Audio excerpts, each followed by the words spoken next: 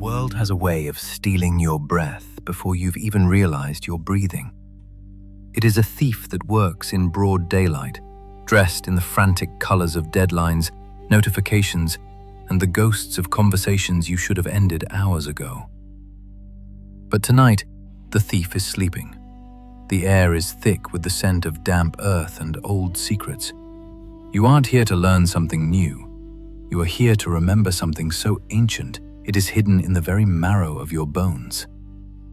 Beneath the layers of who you think you are, beneath the plans for tomorrow and the regrets of yesterday, there is a silence that has never left you.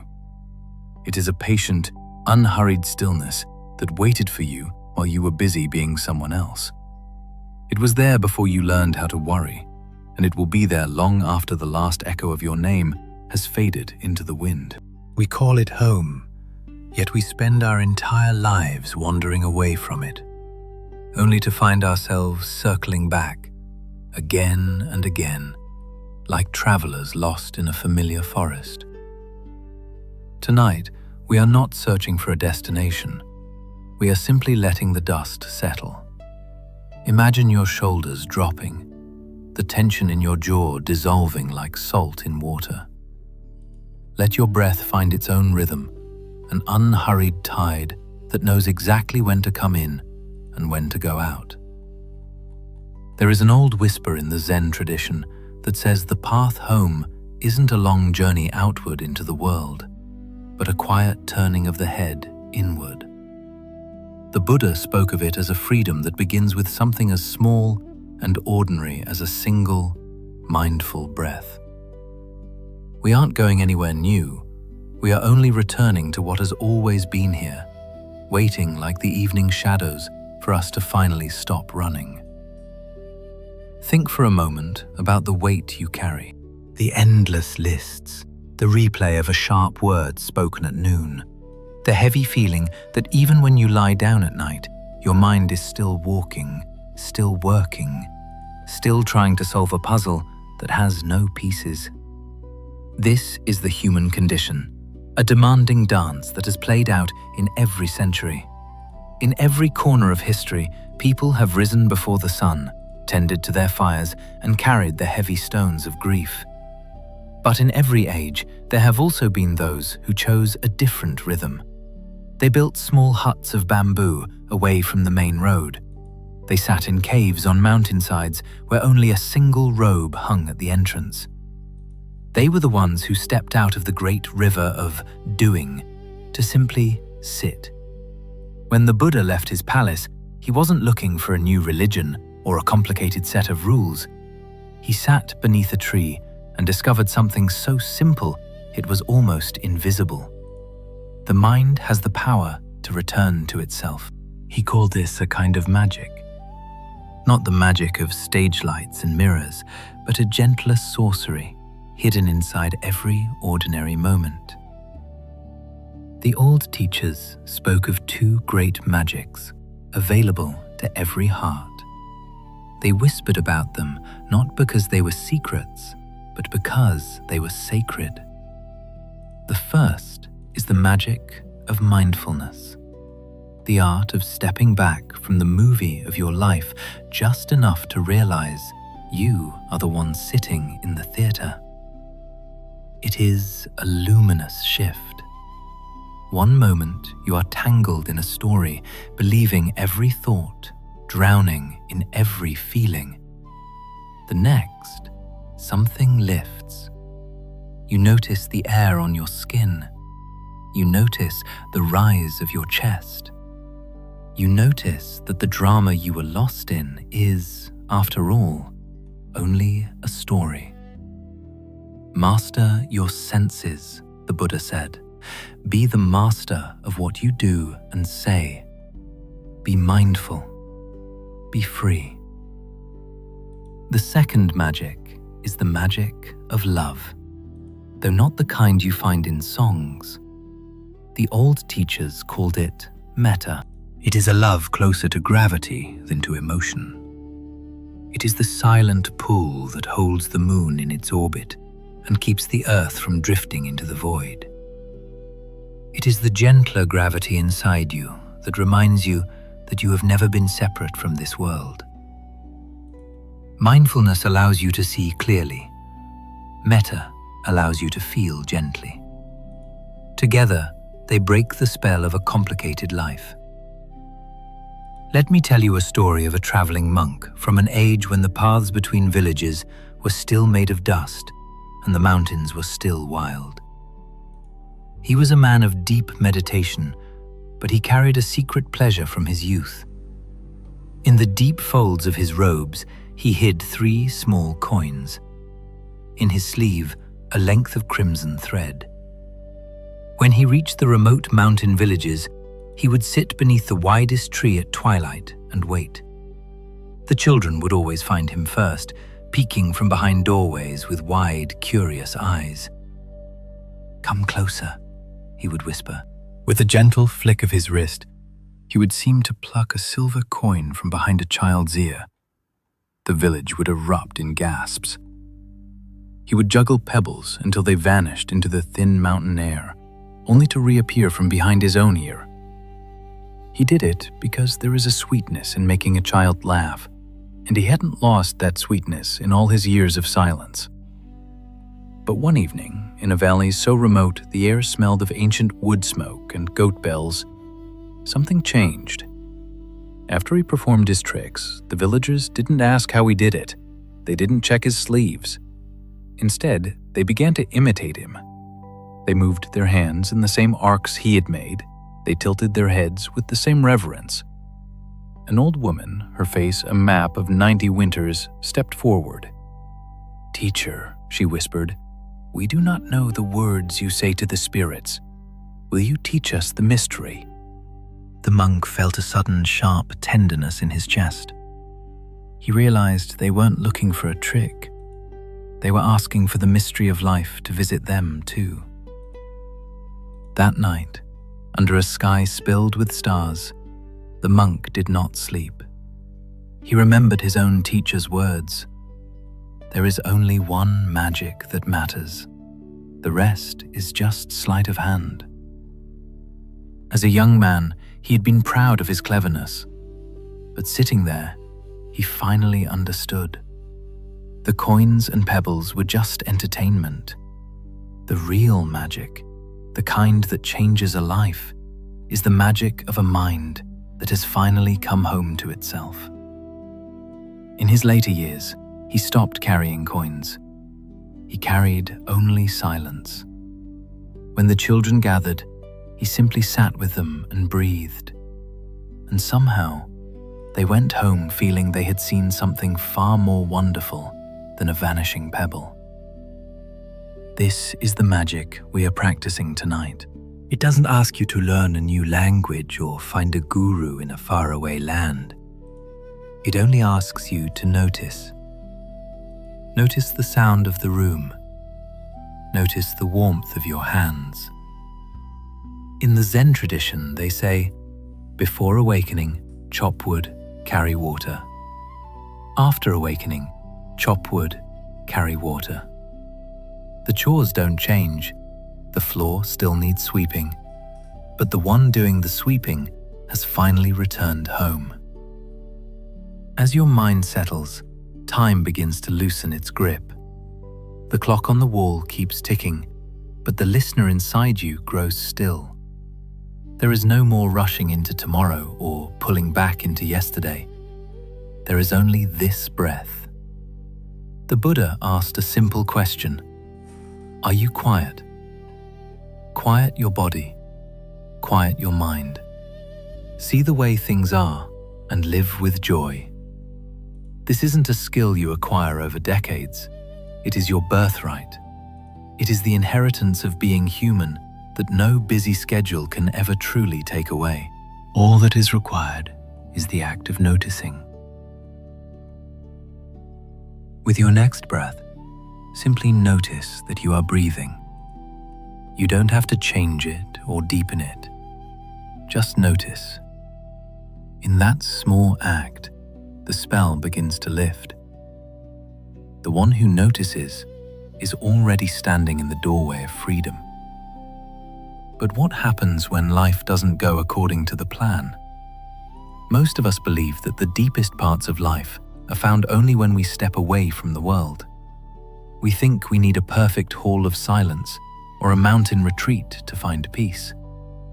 The Zen masters, however, remind us of something much more radical. They say the very life you are living right now, the one with the broken dishwasher and the unexpected bills, is the field of awakening. The turns in the road you would never have chosen are the very soil where wisdom grows. When something unexpected happens, we usually greet it as an interruption. We think, this is keeping me from my real life. But the Buddha suggested that the present moment, exactly as it is the only doorway there is. Consider the story of two young sisters, scholars of the ancient texts, who lived in a quiet valley between green hills. They were women of immense wisdom, having spent years rising before dawn to study by the flicker of an oil lamp. Their bags were packed for a year-long retreat in the high mountains. They were finally going to find the ultimate silence. But then, a great storm tore through the valley. The rains were so heavy they moved the very earth. When the clouds finally parted, the village elders came to the nunnery gate with a request that smelled of damp wool and desperation. "Sisters," they said, 18 young girls have lost their homes in the flood. They need a place to stay until the world settles. Will you open your doors?" The sisters looked at each other. Their mountain retreat was waiting. The silence they had earned was calling to them from the peaks. The younger sister didn't hesitate. "Of course," she said. The girls arrived the next morning, a line of 18 souls ranging from 5 to 13 years old. Some were bold, demanding rice. Others were so shy they hid in the shadows of the doorway. The sisters knelt to meet them at their own height. "Welcome home," they said. One season became 2. A year became many. The sisters built a hall of bamboo with their own hands. They cooked massive pots of rice. They braided hair in the mornings and wiped tears in the afternoons. They taught the girls to read the old characters and sing the ancient chants. In the evenings, they sang until 18 small heads leaned against 18 small shoulders, and the hall filled with the rhythm of sleep. The younger sister, watching her companion stroke a child's hair in the twilight, felt a happiness that had nothing to do with scriptures or mountain peaks. It was a happiness that simply arose from being exactly where she was. One afternoon, a traveler from a distant land arrived. He had heard of these two famous scholars and their warmth. He sat with them, drinking tea, and eventually asked the question that had been burning in his mind. "Sisters," he said, "do you ever feel sorrow for the life you set aside? You were on your way to the great mountains. You could have been the greatest teachers of this age. Do you regret that you are not practicing the way you planned?" The sisters looked at him, and for a moment they seemed almost amused, as if he had asked why the sun bothers to shine. The elder sister smiled, her eyes reflecting the soft light of the courtyard. "Not practicing?" she asked softly. "What do you mean, not practicing?" The younger sister reached out and touched the traveler's arm with a hand that had spent the morning scrubbing floors and the afternoon comforting a lonely child. "The Buddha has given us 18 girls," she said. "What a beautiful practice it has turned out to be." At that moment, a small girl with bright eyes ran across the floor and buried her face in the sister's robes, laughing. The sister placed a hand on the child's head and looked at the traveler. "This one has been my teacher for 7 years now," she said. "She is very strict. She reminds me to be patient every single hour." The traveler sat in a silence he hadn't expected to find. He had come looking for weary women who had sacrificed their dreams. Instead, He found two luminous beings who had discovered that practice isn't something you do somewhere else. It is what you do with what you are given. This is the heart of the teaching. The life you have is the life you are meant to practice with. Not the life you wish you had, not the life you are still waiting for, but this one. The washing of the dishes is the way. The caring for an aging parent is the way. The small, unglamorous moments are the temple. We do not need to go anywhere to find the heart of the matter. We only need to turn with a softer gaze toward the weight we are already carrying. If something has arrived at your door that you didn't plan for, perhaps it isn't taking you away from your path. Perhaps it is the path itself, offering you a wisdom that could never be found in a book. But how do we stay awake to this when the mind is so determined to dream? The Buddha called our ordinary life a dream, a fog of thoughts and worries that moves through us from sunrise to sunset. He wasn't being cruel. He was being compassionate. He noticed that we often move through the world without actually being in it. You walk home, but you don't remember the streets. You sit with a loved one, but your mind is already planning tomorrow's breakfast. The body is here, but the spirit is miles away, lost in a drama that hasn't even happened yet. The Zen masters don't scold us for this. They know it is the nature of the mind to tell stories, just as it is the nature of the lungs to breathe. But they also point to the beautiful possibility of waking up, not forever, but just for this breath. Consider the farmer who spent his life avoiding the village storytellers because he thought their shadow plays were a waste of time. "They are only shadows," he would say. "They aren't real." But one late summer, when his fields were resting and his body had slowed, he finally agreed to sit with his wife. He watched the lamp flicker behind the white cloth. He saw the shadow of a wanderer lost on a plain. And to his surprise, his heart began to race. He felt the wanderer's fear. He felt the wanderer's hope. When the play ended and the storyteller stepped out to show how the wooden puppets worked, the farmer was struck by a quiet astonishment. He realized he had been weeping over shadows cast by a small flame and a bit of carved wood. As he walked home under the stars, he turned to his wife and said, "I think my own mind has been casting shadows my whole life, and I have been suffering over them as if they were real." This is the quiet recognition that changes everything. Our thoughts are real in the sense that they arise and move us, but they are not the solid truth we take them to be. They are shadows on the screen of our awareness. The trouble isn't that we have thoughts. The trouble is that we forget they are just thoughts. We take them as absolute news about who we are and what the world is. But at any moment, we can remember the lamp. We can remember the soft silence behind the cloth. The Buddha said, "A well-trained mind is like a still pool on a clear morning. It reflects the trees, the birds, and the passing clouds.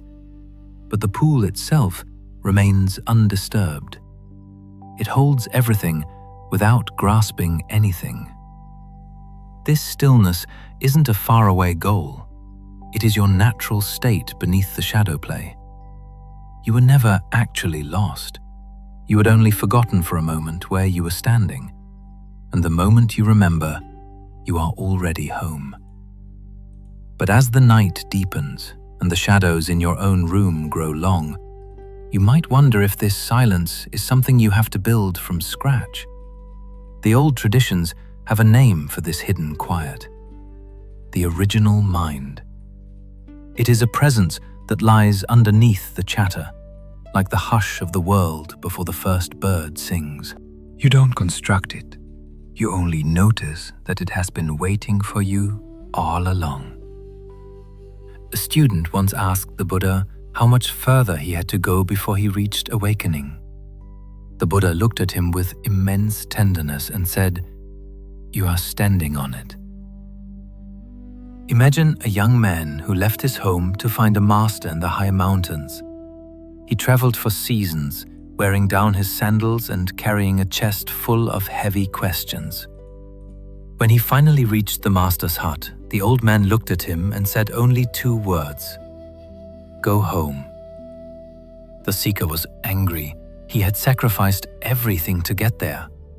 But as he walked back down the mountain, his anger turned to confusion and then to a quiet exhaustion. When he finally reached his own courtyard and sat on his own wooden bench, he saw a single white butterfly drift across the plum tree he had known since childhood. And in that moment, a great stillness opened inside him. The silence had been there the day he left. It had been there while he was crossing rivers and climbing peaks. He just hadn't been still enough to notice the ground beneath his own feet. The master had given him the only secret there was. You are already carrying what you are looking for. The silence you long for is closer than your own breath. It is the sky across which the clouds of your thoughts pass. The sky doesn't become the clouds, and it doesn't vanish when the storm gathers. It is always there, open and quiet. Tonight, you are already inside that quiet. You don't have to believe in it for it to be true. It is here, beneath the sound of my voice, waiting without the slightest impatience. You have not been far from home. You have only been looking in the wrong direction. But as we sit here, how do we hold this heart of ours without crushing it? The Buddha taught the art of tending. To tend is to care for something without trying to control it. Most of us try to fix our inner lives with the same forceful hands we use for our jobs. We try to command ourselves to be calm, and we wonder why we only grow more restless. But the inner life cannot be shoved.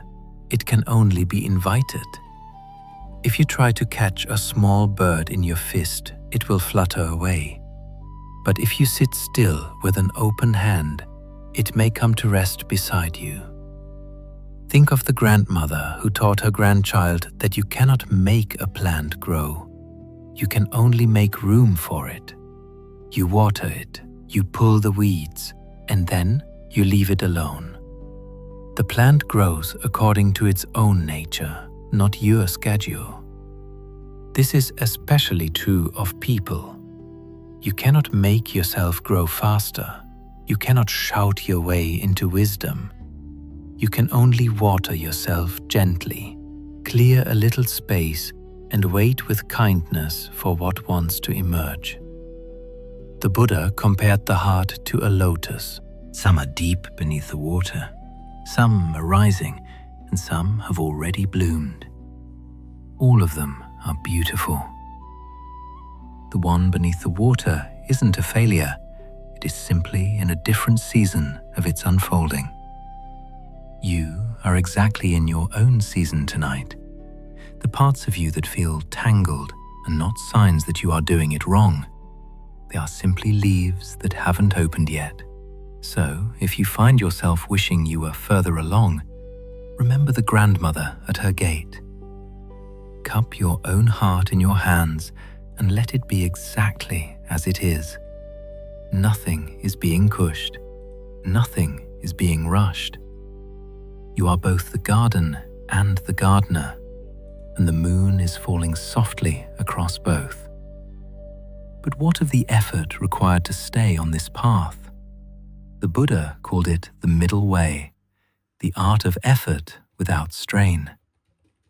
He learned this only after he had nearly destroyed his body through extreme fasting and struggle. He realized that the string of a lute, if pulled too tight, will snap. If left too loose, it will never make music. But when the tension is just right, the music is effortless. It sings as if it wants to be heard. Most of us are living with our strings pulled so tight we are on the verge of breaking, or we have let them go so loose that we feel nothing at all. The middle way is the gentle center we are always returning to. It is the touch of a goldsmith who knows exactly how much heat the metal can take. She doesn't leave it in the fire all day, nor does she let it grow cold. She works with a rhythm, a little heat, a little cooling, a little watching. This is how we are invited to hold our own lives, with the steady warmth of someone tending a small fire on a cool evening. Not too much, not too little. If your shoulders are tight tonight, let them soften. If your mind is pushing for an answer, let it set that down. This hour is not something to be earned. It is something to be received. The strings of your soul are already tuned to the quiet music of this moment. And as we sit by this metaphorical forest pool, we notice that the water is becoming clear, not because we did anything to it, but because we stopped stirring it. When the water is still, the rare creatures come out from the trees to drink. Your buried fears, your forgotten joys, and your unexpected insights all begin to show themselves at the water's edge. They aren't afraid of you anymore because you aren't trying to catch them.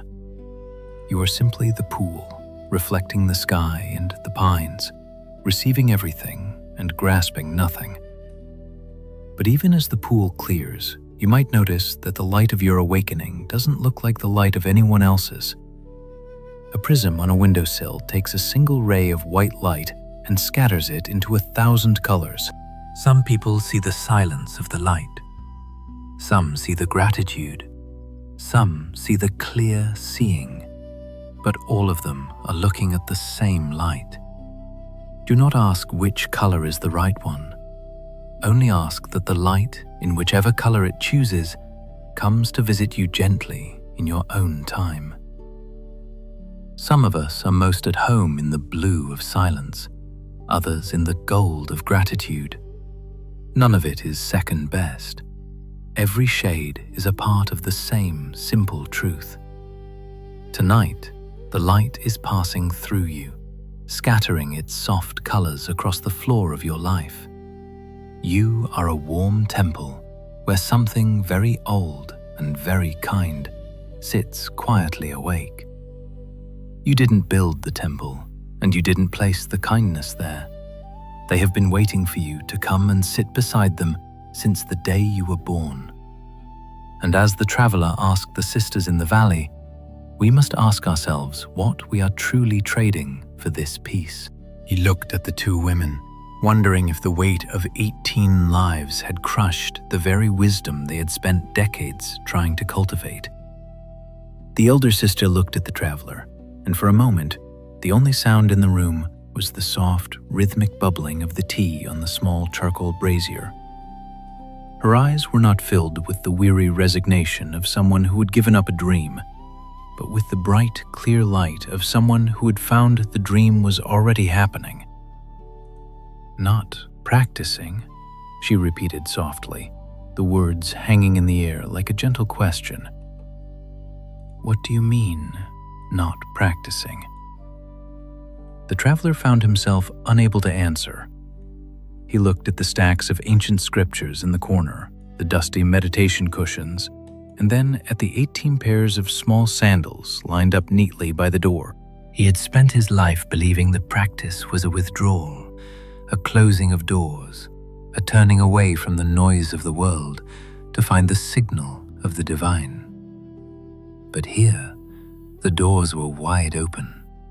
The noise of the world, the laughter, the crying, the endless repetitive questions of children was the very music they were moving to. The younger sister reached out then and placed her hand with great tenderness on the traveler's arm. Her skin was calloused from the garden and the kitchen, yet her touch was lighter than a falling leaf. The Buddha has given us 18 girls, she said, her voice warm with a quiet, fierce joy. What a beautiful practice it is. Just as she spoke those words, a small girl with bright pigtails and a smudge of dirt on her nose came running across the wooden floor. She threw her arms around the younger teacher's waist, laughing and hiding her face in the thick folds of the nun's robe. The teacher didn't pull away or shush the child to maintain the sanctity of their conversation.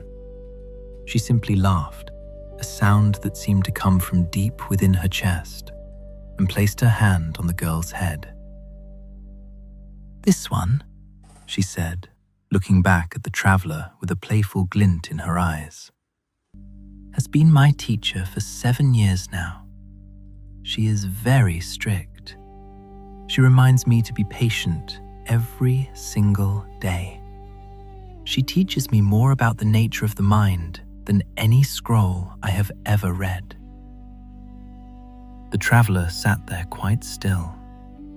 He had come expecting to find weary women who had sacrificed the life they had dreamed of for the sake of duty.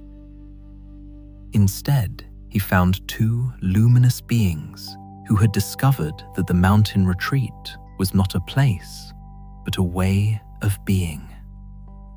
They had not left their path. They had simply found that the path led directly through the middle of 18 young lives. As he walked away from the nunnery later that evening, the late afternoon sun slanting gold through the trees, he understood that practice had never been somewhere else. It had never been in the retreat he was longing for, or in the special teacher he hoped to find, or in the perfect silence he had imagined waiting for him in the high peaks. Practice had always been in what was given. This is the quiet heart of the Buddha's teaching, that the life we have is the life we are meant to practice with. Not the life we wish we had, not the life we are still waiting for, but this one, with all its small surprises and its sudden changes of plan. This is the magic of a mind that has returned to itself. When the monk in our earlier story sat beneath the stars in that remote mountain village, he finally understood what his own teacher had meant years before. There is only one magic that matters, my young friend. The rest is just sleight of hand.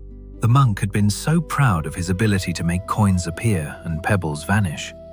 He thought he was bringing wonder to the world, but the villagers, in their simple, quiet imitation of his gestures, were looking for something much deeper. They were asking for the mystery of presence. They were asking for the magic of a heart that is fully awake to the moment. The coin behind the ear was a pleasant entertainment, but the real magic was the connection between the monk and the child. The shared breath. The moment when the world stopped being a problem to be solved and became a wonder to be witnessed. In the Zen tradition, there is a saying that perfectly captures this return to the ordinary. Before awakening, chopping wood, carrying water. After awakening, chopping wood, carrying water. The work of the day does not change. The chores remain. The kettle still needs to be filled. The floor still needs to be swept. The 18 girls still need their hair braided and their rice cooked. But the one who is doing the work has, somewhere along the way, quietly returned home. The internal landscape has shifted. There is no longer a me trying to get through the chores to reach the real spiritual life. The chores themselves are the spiritual life. When we chop the wood, we are only chopping the wood.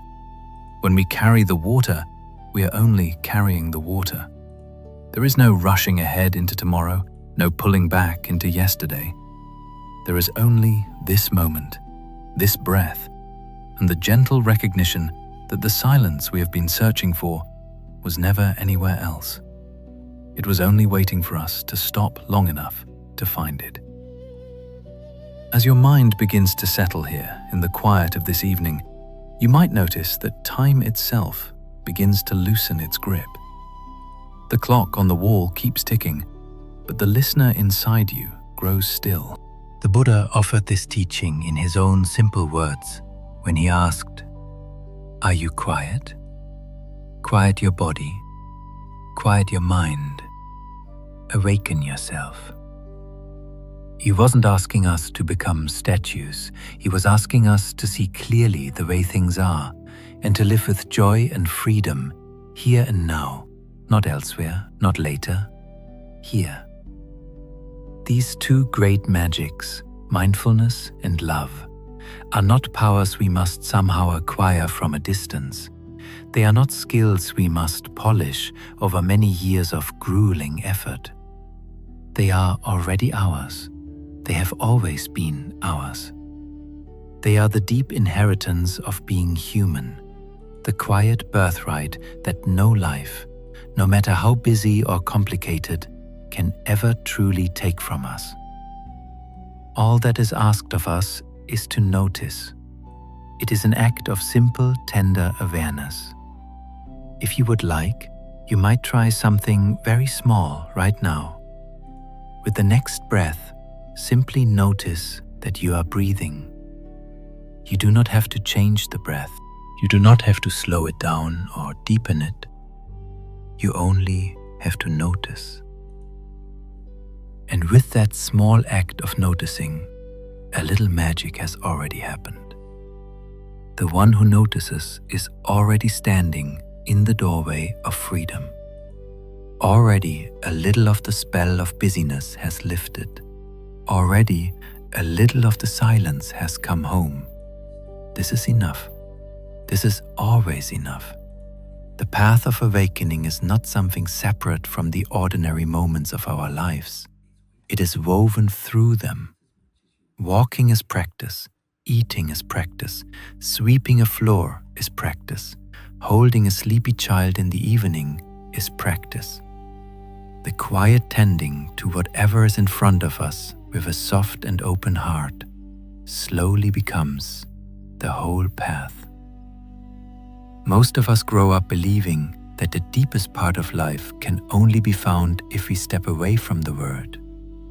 We think we must travel somewhere far or find a special teacher or sit in a perfect hall of perfect silence.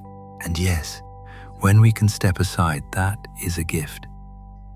The Buddha himself sat beneath a tree alone for many days and many nights before he awakened. But the masters who followed him were quick to remind us of something gentler. They said, the very life we are already living is the field of awakening. The very things we did not plan for, the very turns in the road we would not have chosen, can become, if we meet them softly, the soil where true wisdom grows. Most of us, when something unexpected comes into our life, greet it as an interruption. A new responsibility arises. A person we love needs more of our time. A quiet plan we had for ourselves gets set aside. And we think, deep inside, this is pulling me away from my real life. This is keeping me from what I was meant to be doing. The Buddha, with great kindness, offered a different idea. He said that the present moment, exactly as it is the doorway. Not the life we had imagined, not the life we have been planning for, but this one, with all its small surprises, is the life in which awakening becomes possible. He once described our ordinary experience with a simple and startling word. He called it a dream.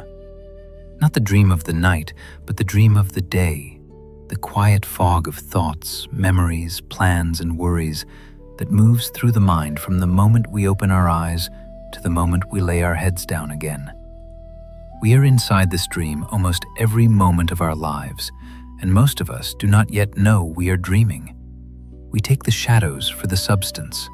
We take the stories for the truth.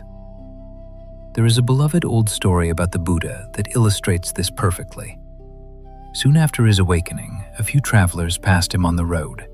They stopped, sensing something unusual about this quiet man sitting by the path. One of them asked, "Are you a god?" Another asked, "Are you a great teacher? Are you a spirit?" The Buddha, smiling softly, answered with just one word: awake. That single word lies at the heart of everything we are exploring. Not awake in the sense of having our eyes open, but awake in the sense of seeing with clear and tender attention what is truly happening. We all know the feeling of being asleep while we are moving through our day. You arrive at your door and realize you cannot remember a single step of the walk home. You are sitting with someone you love, but your mind is miles away, replaying a conversation from 3 days ago. This is the dream the Buddha was speaking of, the quiet way the mind drifts into its own dramas while the actual life of the moment flows past us unnoticed. To understand this more deeply, let us sit with the story of a quiet farmer who, late in his life, finally sat to watch a shadow play. He was a man who prided himself on his practicality. He had no time for nonsense. He tended his fields, he mended his roof, he fed his animals. When the wandering storytellers came to his village with their white cloth screens and their flickering lamps, he would always wave them away. "What is the point?" he would say. "They are only shadows. It is not real." But one warm summer evening, his wife took his hand and asked him to sit with her, just this once. Twilight was settling blue over the rooftops, and the smell of wood smoke was in the air. For the first time in his life, the farmer sat down and looked. The lamp behind the screen was lit, and the storyteller began to speak. The shadows began to move, a young wanderer, an old sage, a gentle deer. The storyteller's voice rose and fell, and the farmer, who had always dismissed such things, found himself leaning forward. He forgot his calloused hands resting on his knees. He forgot the hard wooden bench. He was with the wanderer now, lost on a wide plain searching for a way home. When the wanderer finally found the sage beneath the tree, the farmer discovered, to his great surprise, that his own eyes were wet.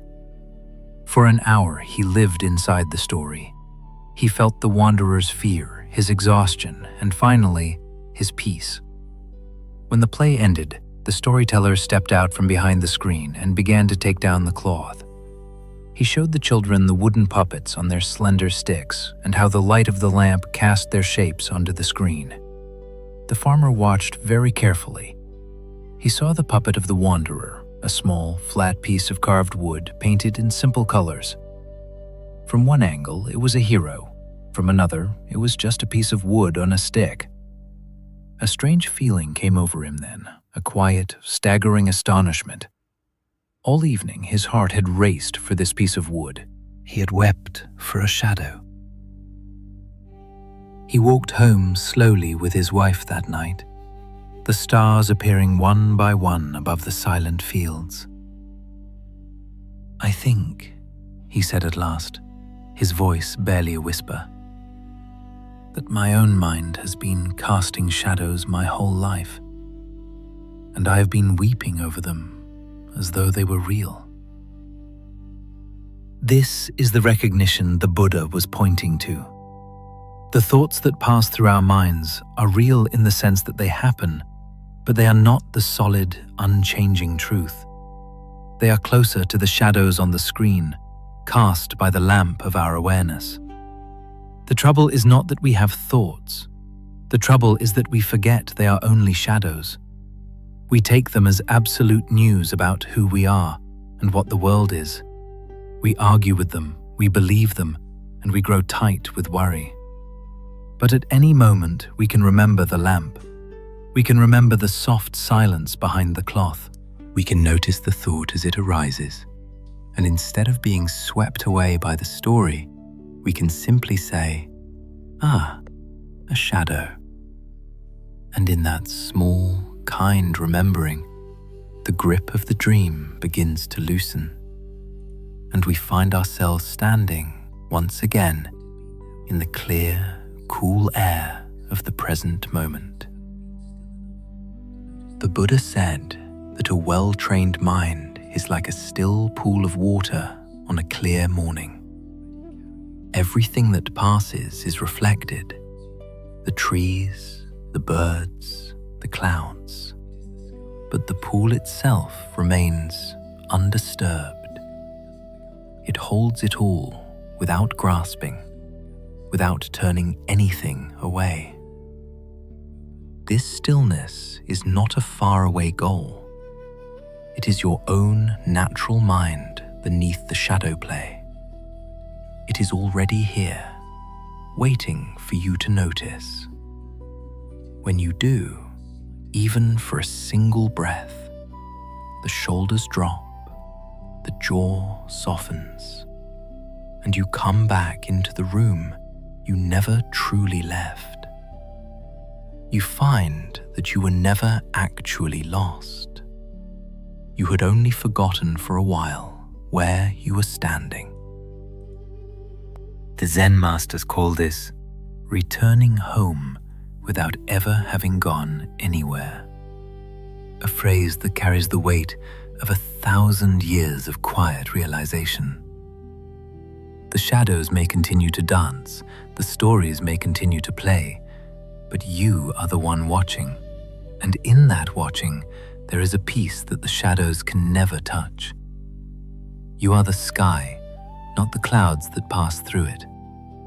You are the silence, not the noise that briefly fills it. And as the farmer looked up at the stars that night, he realized that the same light that cast the shadows was also the light that allowed him to see the path home. There is a certain quiet that arises without being called, a sudden hush that visits us in the most ordinary moments of our lives. You might be standing in the kitchen early in the morning before the rest of the house has begun to stir, watching the steam rise from a cup of tea in the pale grey light. Or perhaps you are walking alone on a familiar path at the end of a long day, the light turning gold against the trees. And for just a breath, the world feels strangely whole. In those small, unbidden moments, a deeper silence opens inside you, and you feel, for just a heartbeat, as though you have come home to something you didn't even know you had lost. And then, as quickly as it arrived, the moment passes. The world returns with its sounds, its small tasks, and its heavy demands. The silence seems to slip away, and we find ourselves thinking, if only I could get back there. If only I could stay inside that quiet a little longer. The old Buddhist teachers would smile softly at this longing. They would tell us something that is, at first, very difficult for the busy mind to believe. They would say that the silence never actually went anywhere. It is still here, beneath the chatter of your thoughts, beneath the planning for tomorrow, and the replaying of yesterday. We are the ones who wander from it, over and over, and then wonder where it has gone. The ancient traditions have a gentle name for this hidden quiet. They call it our original mind. It is the soft presence that lies underneath everything we think we know about ourselves. It is not something we need to build, as a potter shapes a pot from clay, nor is it something we need to earn, as a merchant earns a coin through labor. It is already here. We are already swimming in it, as a fish swims in water, mostly without ever noticing the very element that sustains it.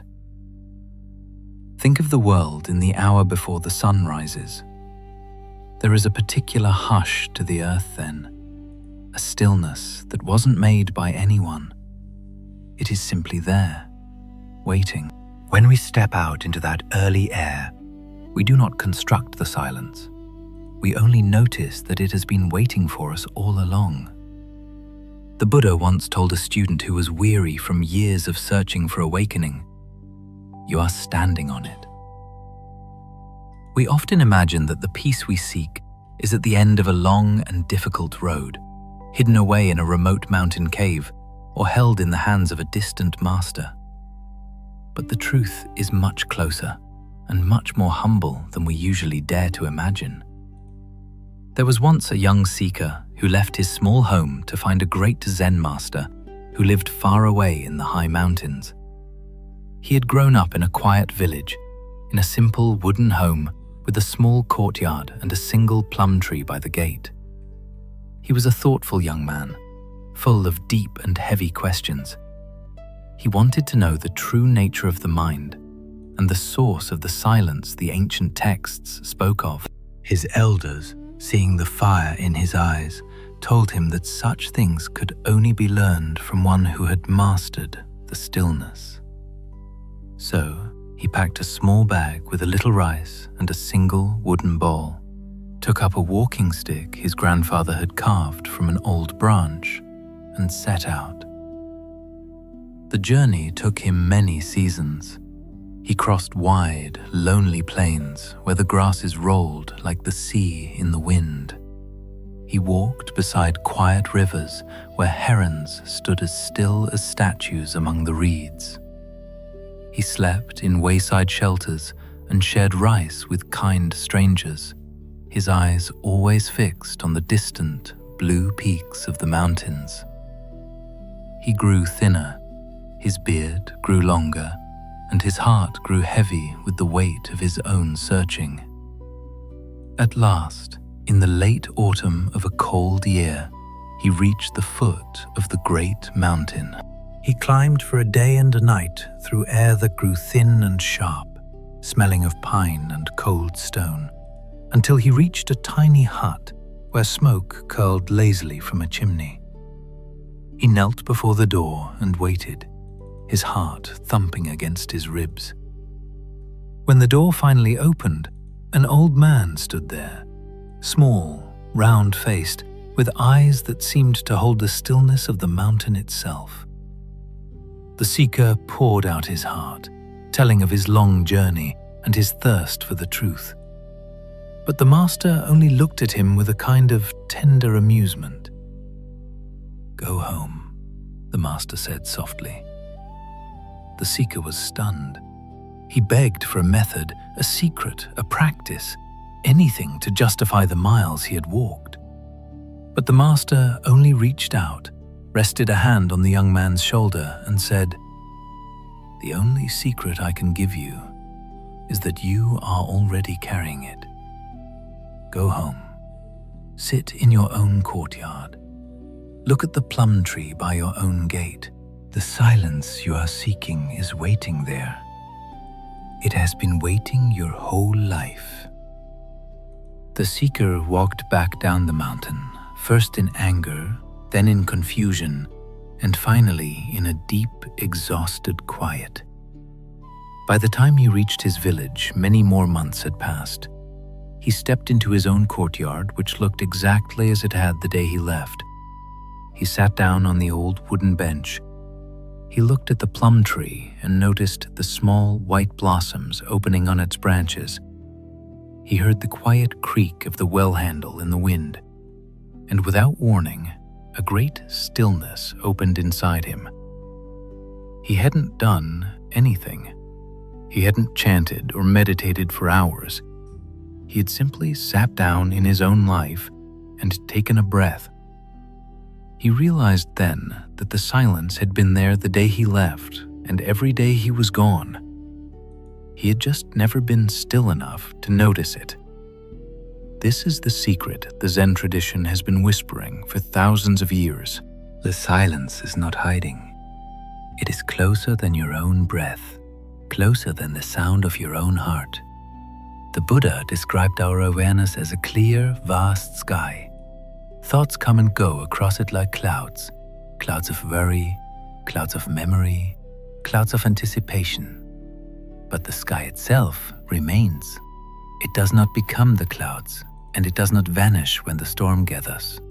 It is always the same open, quiet sky, no matter what passes through it. We forget the sky because we are so busy watching the clouds.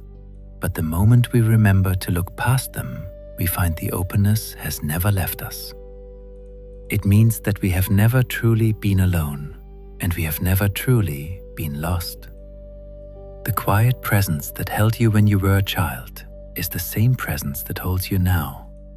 It is older than any worry you have ever carried, and wider than any plan you have ever made. This evening, as you listen, you are already inside that quiet. You do not have to travel to find it. You do not have to change who you are to deserve it. you only have to turn softly back toward the sky. And as we turn, we begin to discover that the deepest wisdom is often hidden in the simplest of gestures.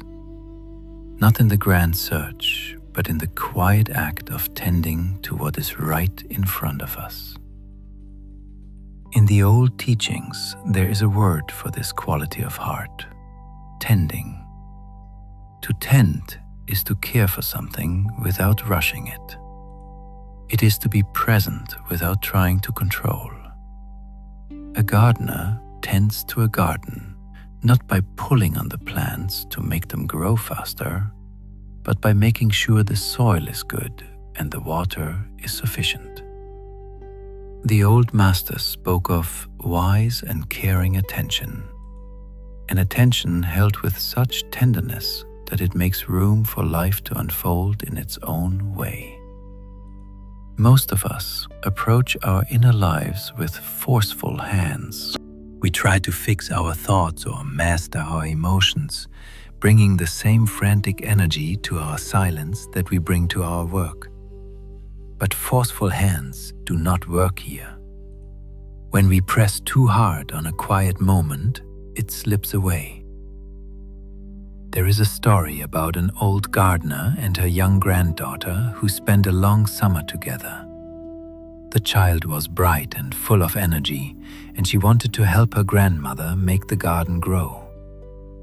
On the first morning, she ran out with a shovel, ready to do something heroic.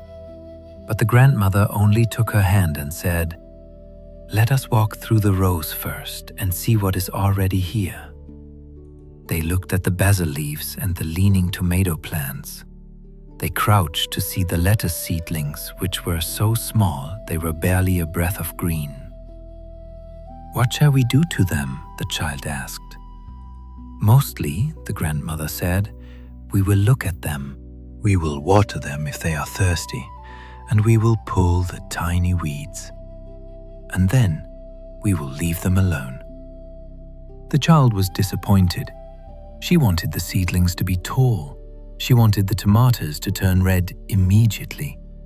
She even found herself leaning over the lettuce plants, whispering, "Hurry up, please, grow faster." Her grandmother laughed gently and sat her down on a low stone. "Little one," she said, "you cannot make a plant grow. No one can. A plant grows according to its own nature. All we can do is care for it.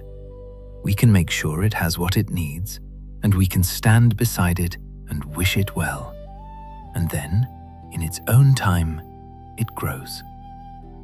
The child looked at the garden and asked if that was true about people too. The grandmother tucked a strand of hair behind the child's ear and replied, "Especially about people." By the end of that summer, the child had learned the pleasure of doing less. She learned to sit on the stone bench and notice the pink sky. She learned that the plum tree did not need her opinion on when to fruit. She learned that gardening was not something you did to a garden, but something you did with it. On her last day, her grandmother told her, "When you go home, the garden of your heart will also need tending. You cannot make yourself grow faster, and you cannot make the harder parts of you disappear by shouting at them. You can only water yourself gently, clear a little space, and wait with kindness for what wants to bloom." This is the gentle quality of attention the Buddha pointed to, not a demanding gaze, but an attending one. It is like cupping your hands around a small, warm egg you have found, not knowing yet what is inside, not squeezing it, only keeping it safe and warm. This is how we are invited to hold our own lives. We do not have to make ourselves into anything. We do not have to hurry our own healing or our own understanding. We can simply tend. We can cup the heart in our hands and trust that what is good in us is already growing beneath the surface in its own good time. The Buddha compared the human heart to a lotus. Some are still deep beneath the water, their petals tightly closed. Some are rising through the dark, nearing the surface. Some are just breaking into the open air, and some have already bloomed, full and bright in the morning sun. All of them are beautiful at every stage. The lotus beneath the water is not a failure, it is simply in an earlier part of its unfolding. Wherever you find yourself this evening, you are not behind and you are not ahead. You are exactly in your own season. The parts of you that feel tangled or unfinished are not signs that you have lost the path. They are simply the leaves not yet opened, patient in their own quiet time. But as many of us have discovered in the quiet of our own lives, there is a subtle danger in the very act of seeking peace, a trap that waits for those who try too hard to be still. This trap is the belief that peace is a prize to be won through combat with our own thoughts, a destination we must reach by exhausting ourselves in the pursuit of quiet. The farmer in our story had lived his entire life within this very struggle, believing that his worries were the walls of his house and his plans were the foundation of his safety. But as he walked home with his wife that night, the weight of the shadow play began to settle into something much deeper than mere entertainment. The stars were coming out above the fields, emerging one by one as if the night itself was slowly opening its eyes, and the village was settling into that profound sleep that only comes after a day of honest labor. A quiet wind moved through the tall grasses, a sound like a long, shared breath. And somewhere in the far distance, a single dog barked once before falling back into the silence.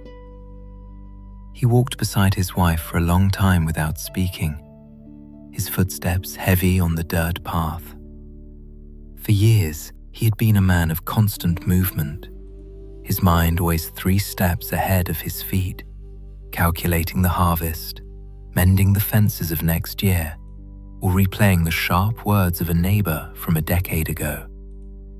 He had lived in a state of perpetual tension, a tightening in the chest that he had mistaken for the necessary cost of being alive. But tonight, the image of the wooden puppets and the flickering lamp would not leave him. He thought of how his heart had raced for the puppet wanderer and how his eyes had grown wet for a piece of carved wood. When his wife finally asked him what he was thinking, her voice was a soft light in the darkness. He stopped walking and looked up at the vast, uncaring beauty of the night sky. He realized then that he had spent his entire life weeping over shadows. He had treated the stories in his head, the fears of failure, the replays of old arguments, the anxieties about things that might never happen, as if they were as real as the ground beneath his boots. He admitted to her, in a voice hushed by the gravity of the realization, that his own mind had been casting shadows across his path since he was a boy, and he had been mourning them as though they were solid, unchanging truths. His wife did not offer a lesson or a correction. She simply took his hand. In the deepest moments of seeing, silence is the only kindness that fits. They reached their small home, and for the first time in many years, he paused at the door not to check the latch or worry about the morning, but simply to be there. He slept that night with a peace that was not earned through effort, but found through letting go. This is the quiet recognition the Buddha was pointing toward when he spoke of the nature of our internal world. The thoughts that drift through our awareness are real in the sense that they arise and move us, but they are not the solid, permanent reality we often take them to be. We treat our thoughts like absolute news reports about who we are and what the world must be, and in doing so, we grow rigid. We argue with the shadows on the screen of our mind, forgetting that there is a lamp behind the cloth and a silent observer watching the play. The trouble is not that we have thoughts. The mind will always tell stories, just as the heart will always beat. The trouble is that we forget they are only thoughts. We forget the spaciousness behind the drama. Whenever we remember this, even for the duration of a single breath, something fundamental shifts. We do not have to make the thoughts disappear. The shadows can continue their dance. But we remember that we are the one watching. We remember the lamp of awareness. The Buddha once offered a gentle image for this kind of clarity, describing a well-trained mind as a still pool of water on a clear morning. Everything that passes by the pool is reflected perfectly on its surface. The leaning trees, the white clouds, the birds in flight. Yet the pool itself remains undisturbed. It holds everything without grasping at any of it, and it allows everything to pass without trying to turn it away. This stillness is not a distant goal. It is the natural state of the mind beneath the noise, already present and waiting for us to notice it. When we notice this stillness, the grip of our personal stories begins to loosen. The shoulders drop, the breath deepens, and we find ourselves back in the room we never truly left. We return to the reality of the steam rising from a cup of tea, the sound of the wind outside the window, and the warmth of our own hands.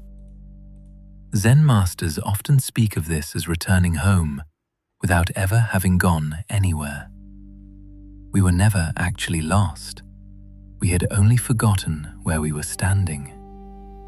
The stories will continue because that is what they do, and many of them are beautiful or necessary, but we no longer have to be consumed by them. We only have to remember, now and then, that we are the one watching the play. There is a certain quiet that occasionally arises in our lives without being summoned. You might feel it while standing in a kitchen in the early hours before the world wakes, or while walking a familiar path as the sun begins to set.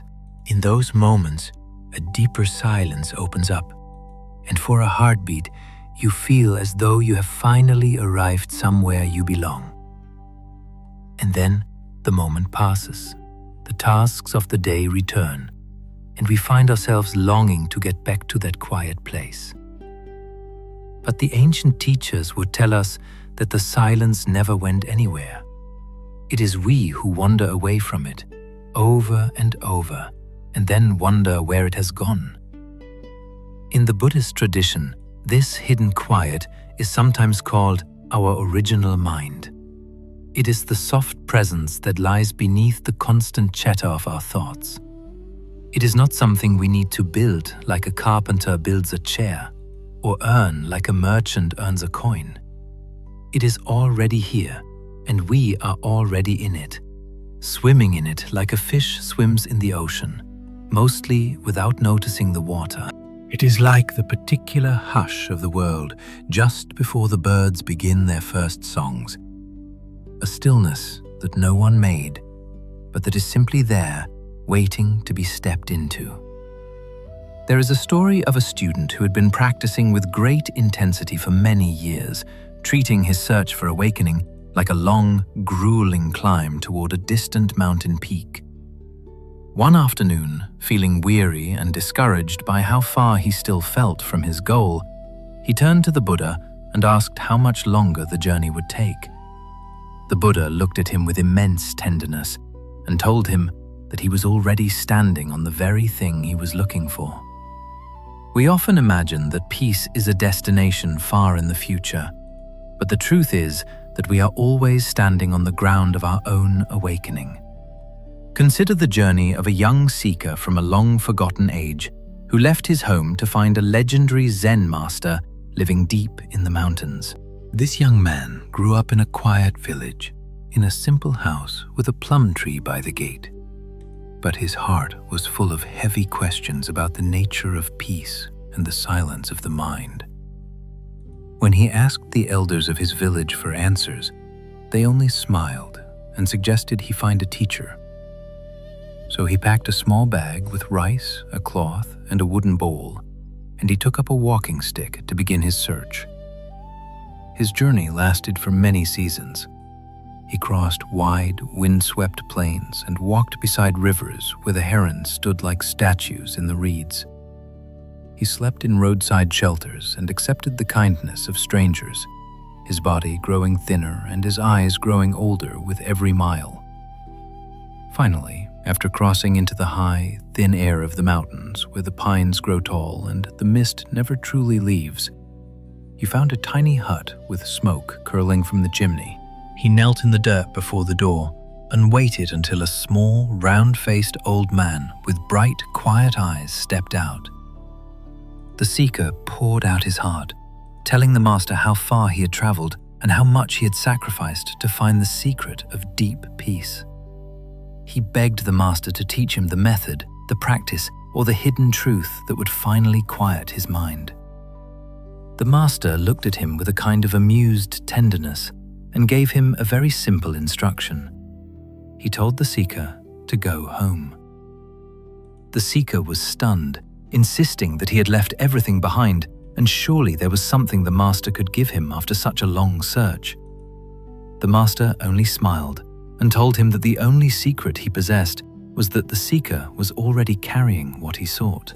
He told the young man to go back to his own courtyard, drink from his own cup, and look at the plum tree by his own gate, for the silence had been waiting there his entire life. The master then stepped back into his hut and closed the door, leaving the seeker alone in the mountain chill. At first, the young man was filled with anger and confusion. He felt as though his years of effort had been dismissed as a joke. But as he began the long walk back down the mountain, his frustration slowly turned into a weary quiet. By the time he reached his village again, more seasons had passed, and he was a different man than the one who had left. He stepped through his own gate and saw that everything was exactly as he had left it. The wooden bench was still there, and the plum tree stood in the courtyard, its branches beginning to show the small white blossoms of early spring. He sat down on the bench and watched a single bee moving through the flowers. He felt the warmth of the sun on his hands and heard the familiar creak of the old well handle in the wind. And in that moment, without any effort, without any chanting or meditation, a vast stillness opened up inside him. He realized that the silence had been there on the day he left, and it had stayed there through all his wandering, crossing every river and climbing every mountain right along with him. He had simply been too busy looking for it elsewhere to notice that it was the very ground he was walking on. The next morning, an old neighbor came by with a bowl of food and asked if he had finally found what he was looking for on his great journey. The seeker took the bowl and bowed, admitting that he had indeed found it, but not in the place he had gone to look. This is the enduring secret of the path. The silence we long for is not hiding. It is closer to us than our own breath, and it is already complete. We do not have to travel to find it. We only have to stop long enough to remember that it has never left us. The Buddha compared our awareness to a clear sky. Clouds of worry and anticipation may drift across it, sometimes so thick that we forget the blue is there. But the sky itself never changes. It does not become the clouds, and it does not vanish when the storm arrives. The moment we remember to look past the shadows, we find the sky exactly as it has always been, patient and wide. This means that all the years we spent feeling busy, distracted, or lost were not failures. The sky was never missing. It was only obscured. The act of remembering is a gentle turning of the gaze, a soft recognition that we have never truly been alone.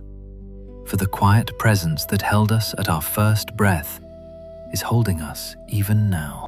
It is older than our oldest worry and wider than our grandest plan. Tonight, as you listen to these words, you are already resting within that quiet, whether you feel it clearly or not. You have not been far from home. You have only, for a time, been looking in another direction. And as we sit here in the softening light of this hour, the path back to that original mind begins to reveal itself in the most ordinary of ways. The Buddha often taught by way of small, ordinary things. He pointed to a handful of rice, to a worn sandal, to a well at midday. He knew, as the Zen masters would remind us again and again after him, that the deepest wisdom is usually hidden in the simplest of gestures. And among the simplest gestures of all, perhaps the most quietly wise, is the gesture of tending. To tend is to care for something without rushing it. It is to be present to something without needing to control it. It is to watch over something with open hands rather than tight ones. A parent tends to a sleeping child not by demanding they wake or grow faster, but by simply being there in the hushed room. A gardener tends to a garden by clearing the path for life to happen. A cook tends to a simmering pot, trusting the heat and the time to do their work. A friend tends to another friend's sorrow, not by trying to fix it or explain it away, but by sitting close while the heavy weather of it slowly moves through. The old Buddhist teachers spoke of this gentle quality as a kind of wise and caring attention. They had a phrase for it, handed down for over 2,000 years in the ancient language of the texts, which translates to attention held with tenderness. It is an attention that makes room. It is an attention that does not grasp, does not push, and does not demand. This is the kind of attention that quietly changes a life. Yet it is often the very thing we find most difficult to offer ourselves. Most of us, when we first come to the quieter parts of our lives, approach them the same way we have been taught to approach everything else in this modern, rushing world. We try to fix them.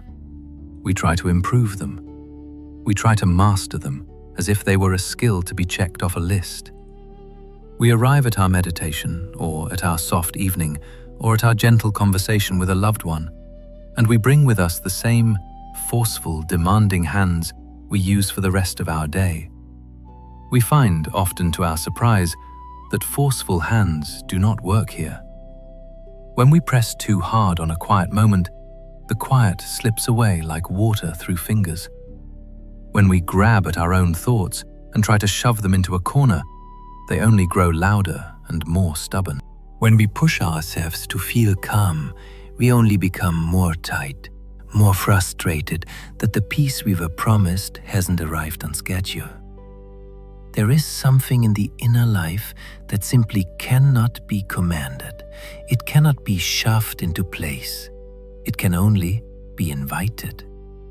And the invitation is the art of tending. In the Zen tradition, there is a saying that the heart and the mind are like a small bird. If you try to catch it in your fist, it will flutter away in a panic, or worse, you might crush the very thing you wanted to hold. But if you sit very still with your hand open, offering a few grains of rice, it may come of its own quiet choosing and rest beside you for a while. There was once an old gardener and her young granddaughter who spent one long golden summer together learning this gentle art. The grandmother was a woman of many quiet years, living in a small stone cottage at the edge of a village where a wide garden stretched out behind her home, full of herbs, vegetables, and climbing flowers.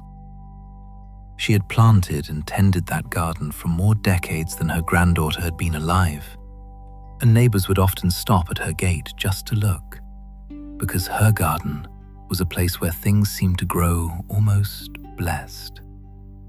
The plants there didn't look like they were struggling. They looked like they were glad to be alive. Her granddaughter, who came to stay for the season, was a bright and eager child of 8 or 9, full of questions and restless energy. She wanted, more than anything, to help her grandmother. On her very first morning, she ran outside with a small wooden bucket and a tiny shovel, her face lit with a fierce determination to be useful. "Grandmother, what shall we do? What shall we plant? Can I plant something now?" she asked, her voice ringing out in the morning air. The grandmother smiled and wiped her hands slowly on her apron, her movements as unhurried as the drifting clouds. "Let us walk through the garden first," she said softly, "and see what is already here." They walked the rows slowly together. The grandmother showed her the basil leaves, pinching a single leaf between her fingers to let the child breathe in its sweet, peppery scent. She showed her the tomato plants, tall and leaning, smelling of earth and sun. She crouched down with the child to look at a row of lettuce seedlings, so small they were barely a breath of green against the dark soil. "These are very young," the grandmother said. "We will tend them today." The child looked puzzled, her shovel held tight. "But what will we do to them, grandmother? How do we make them grow?" The grandmother laughed gently. "Mostly, we will look at them. We will water them a little if they are thirsty. We will pull the tiny weeds that have come too close, and then we will leave them alone." The child was disappointed. She had imagined heroic labor, hauling great buckets and pushing back piles of earth. Not this small, quiet-looking. But for several days she tried to be patient. She watched the seedlings, but she grew frustrated. She wanted them to be taller. She wanted the tomatoes to turn red instantly. One afternoon, the grandmother found her leaning over the little lettuce plants, saying in a very serious, demanding voice, "Hurry up, please. Grow faster." The grandmother sat down on a low stone and petted the ground. "Little one, may I tell you a small secret about gardens? You cannot make a plant grow. No one can. Not a king, not a priest, not even the farmer with 50 years of experience. A plant grows according to its own quiet nature, in its own secret time. What we can do, and all we can do, is care for it. We make sure it has water. We make sure the earth is good. We make sure the weeds do not choke it. We stand beside it and notice it and wish it well. And then we wait. We are not making them grow. We are only making room for them." The child was quiet, watching a small ant move along the edge of a stone. "Grandmother," she asked finally, "is that true about people too?" The grandmother tucked a strand of the child's hair behind her ear with a hand that was as rough as bark but as light as a feather. "Especially about people, little one. Especially about you." As the summer went on, the child learned the pleasure of doing less. She learned to water gently, to pull a single weed and then pause to look at the whole row. She learned that the plum tree didn't need her opinion on when to fruit, and that the bees had their own mysterious schedule. She learned that gardening was not something you did to a garden, but something you did with it. By the end of her visit, the child had grown slower, more watchful, and more patient, not just with the plants, but with herself. On her last morning, the grandmother told her, "When you go home, remember that the garden of your heart will also need tending. You cannot make yourself grow faster. You cannot make the harder parts of you disappear by shouting at them. All you can do is water yourself gently, clear a little space, and wait with kindness for what wants to grow. This is the quality of attention the Buddha pointed to. It is an attending attention.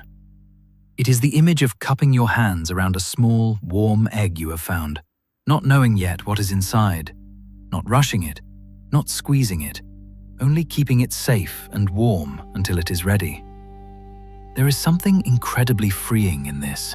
It means we do not have to make ourselves into anything. We do not have to push our hearts to be calmer than they are in this moment. We do not have to hurry our own healing or our own understanding. We can simply tend. We can cup the heart in our hands and trust that what is good in us is already growing beneath the surface in its own good time. The Buddha himself compared the human heart to a lotus. He said that in a pond, some lotuses are still deep beneath the water, their petals tightly closed in the mud. Some are rising through the water, stretching toward the surface, but not yet there. Some are just breaking into the open air, and some have bloomed full and bright in the morning sun. All of them are on the same journey. All of them are beautiful at every stage. The lotus beneath the water is not a failure. It is not less than the one in full bloom. It is simply in an earlier part of its own unfolding. There is such a deep kindness in this teaching. It tells us that wherever we find ourselves this evening, we are not behind, we are not ahead. We are exactly in our own season. The parts of us that feel tangled or tired or unfinished are not signs that we have done something wrong. They are simply the leaves not yet opened, the blossom still folded inward, patient in its own quiet time. So if you find yourself tonight wishing you were further along, wishing you were freer or more awake than you feel, perhaps you can remember the grandmother at her garden gate. Perhaps you can cup your own heart just for a moment in those gentle, tending hands. Let yourself be exactly as you are, for nothing is being pushed and nothing is being rushed. You are both the garden and the gardener, and the light of this moment is falling softly across both, asking for nothing more than your presence. We often forget that we are part of the natural world, governed by the same rhythms of rest and growth that move the trees and the tides. We treat ourselves like machines that must always be running at full capacity, forgetting that even the earth needs its winters, and even the most vibrant flower spent a long time in the dark. When we stop fighting against where we are, a strange thing happens. The very energy we were using to resist our own life becomes available to us again. We find that we have more strength than we thought, not because we have gained something new, but because we have stopped wasting our power on a war with ourselves. The silence of the mind is not something we manufacture through effort. It is what remains when we stop the inner shouting. It is like the water in the grandmother's garden. It doesn't try to be wet. It doesn't try to nourish the roots. It simply is what it is, and life flourishes because of it. As you sit here, let the weight of your body be supported by the chair or the bed beneath you. You do not even have to hold yourself up. The earth is doing that for you, just as it holds the roots of the plum tree and the stones of the cottage. There is a vast, silent support system beneath us that we rarely acknowledge, a gravity of grace that keeps us from drifting away. In this quiet space, the boundaries we have built around ourselves, the shoulds and the musts, begin to soften. We see that the lotus doesn't compare itself to the lily, and the basil doesn't apologize for not being a rose. Each part of the garden is essential precisely because it is itself. The same is true for the landscape of your own soul. The quiet parts, the loud parts, the parts that are still in the mud, and the parts that are reaching for the light, they all belong. They are all part of the tending. This evening, as the world outside grows dark and the sounds of the day fade into the distance, you are invited to let your own inner world settle. Let the silt of your thoughts sink to the bottom of the pool. Do not try to clear the water, just stop stirring it. Let the breath be your only task, a soft and steady rhythm that reminds you, with every rise and fall, that you are here, you are alive, and you are being tended by a life much larger than your own. The silence that follows is not an empty thing. It is a full silence, rich with the potential of everything that is yet to bloom. It is the silence of the garden at midnight, where everything is growing in secret, away from the eyes of the world. We spend so much of our lives in the bright, harsh light of doing, but it is in these quiet, shaded moments of being that the most important work happens. It is here that we reconnect with the original mind, the one that knows how to grow without being told. We can trust this process. We can trust that the same intelligence that moves the stars and opens the lotus is moving through us as well. All that is asked of us is to stay, to watch, and to hold the space with a heart that is neither too tight nor too loose. And in that steady middle way, we might just find that the peace we were so desperately seeking has been sitting quietly beside us all along, waiting for us to finish our chores and finally take a seat. Why is it that we find it so much easier to be kind to a flower than to the one who watches it?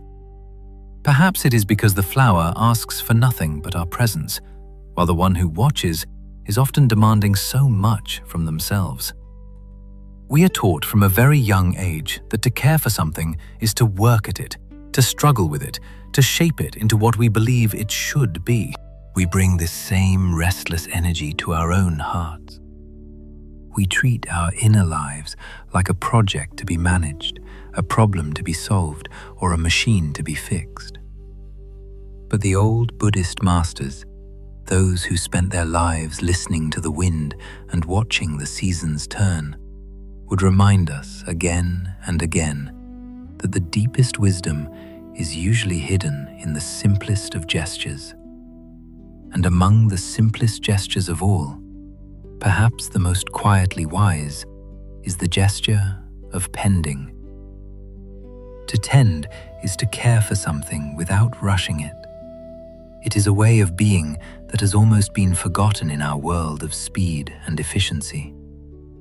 To tend is to be present to something without needing to control it. It is to watch over something with open hands rather than tight ones. Think of a parent tending to a sleeping child. There is no agenda there, only a soft, protective presence. Think of a gardener tending to a garden, or a cook tending to a simmering pot on a low flame. A friend tends to another friend's sorrow, not by trying to fix it or offer quick solutions, but by sitting close while that sorrow slowly moves through the room like a heavy mist. The old Buddhist teachers spoke of this gentle quality as wise and caring attention. They had a phrase for it, handed down for over 2,000 years in the ancient melodic language of the texts. It describes a very specific kind of looking. It means attention held with tenderness. It is an attention that makes room. It is an attention that does not grasp, does not push, and does not demand that the moment be anything other than what it is. This is the kind of attention that quietly, almost invisibly, changes a life. Most of us, when we first come to the quieter parts of our lives, When we finally sit down in the evening or try to find a moment of stillness, approach them the same way we have been taught to approach everything else. We try to improve them. We try to master them. We arrive at our meditation or our soft evening or our gentle conversation, and we bring with us the same forceful hands we use for the rest of our day. We want to achieve peace. We want to conquer our restlessness. And we find, often to our surprise, that forceful hands do not work here. When we press too hard on a quiet moment, the quiet simply slips away, like water through a clenched fist. When we grab at our own thoughts and try to force them away, they only grow stronger, fed by the energy of our resistance. When we push ourselves to feel calm, we only become more tight, more frustrated that the calm isn't arriving on schedule. There is something in the inner life that cannot be shoved or commanded. It cannot be bullied into submission. It can only be invited. And the invitation is the art of tending. In the Zen tradition, there is a saying that the heart and the mind are like a small bird.